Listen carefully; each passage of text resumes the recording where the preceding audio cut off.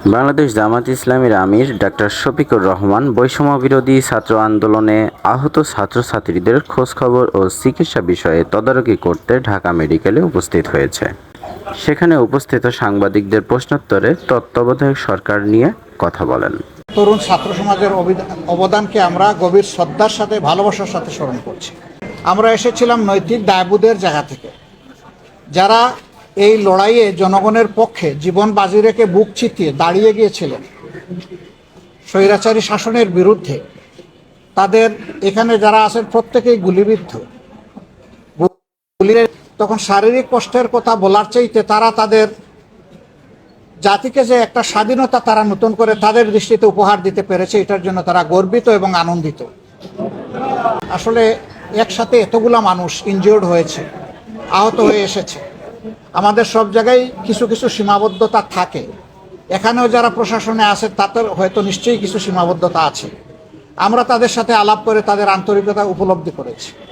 তারাও তাদের সর্বোচ্চ সামর্থ্য অনুযায়ী দিয়ে যাচ্ছে, কিন্তু তারপরেও প্রত্যাশিত চিকিৎসা জন্য আরও একটু অ্যাটেনশন আমরা তাদেরকে ড্র করেছি, যে মানুষগুলোর জন্য দ্রুত সুস্থ হয়ে আবার যার যার কর্মক্ষেত্র এবং যার যার পরিবারে ফিরে যেতে পারে।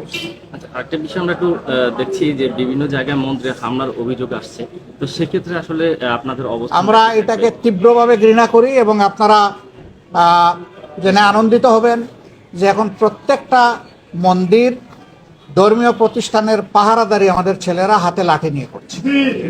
এবং আমরা বলে দিয়েছি, কোনো দুর্বৃত্ত যদি এই ধরনের কাজ করতে আসে তাদেরকে অবশ্যই প্রতিরোধ করবা, কোনো ছাড় দেবে না। দেখেন, এই বিপ্লবের নায়ক, আমরা যখন প্রেসিডেন্ট মহোদয়ের সাথে বৈঠকে বসেছিলাম তখন আমরা বলেছিলাম যে আমরা সেকেন্ড স্টেক হোল্ডার, এবারকার প্রাইম স্টেক হোল্ডার হচ্ছে আমাদের ছাত্র তরুণরা। সুতরাং তাদের সাথে আপনারা বসুন, তাদের কথা আপনারা শুনুন। আমরা তাদেরকে সম্মান করি, শ্রদ্ধা করি। তারা তালিকা দিয়েছে, আমরা বিভিন্নভাবে, তারাও অনেকের সাথে যোগাযোগ করেছে। আমরা তাদের তালিকাকে আমরা জনগণের তালিকা মনে করি। আপনার শপথ অনুষ্ঠানে থাকবেন কিনা যদি আপনাদের আমন্ত্রণ জানানো হয়? আশা করি আমরা থাকবো ইনশাআল্লাহ। আপনাদের কোনো প্রস্তাবনা আছে কিনা সেখানে অন্তর্বর্তীকালীন সরকারের? এগুলা এখনো কোনো ডেফিনিট কথা বলা ঠিক হবে না, এটা প্রিমেচিওর হবে। আগে ইন্টারিম গভর্নমেন্টটা ফাংশন শুরু করুক। আজ পর্যন্ত জনগণের ফাংশন চলছে, কালকে থেকে শুরু হবে ইন্টারিম গভর্নমেন্ট, এরপরে আসবে পলিটিক্যাল গভর্নমেন্ট। কিন্তু এখন তো জনগণের যে সরকার চলতেছে, কিভাবে চলছে আপনারা বুঝতেই পারছেন।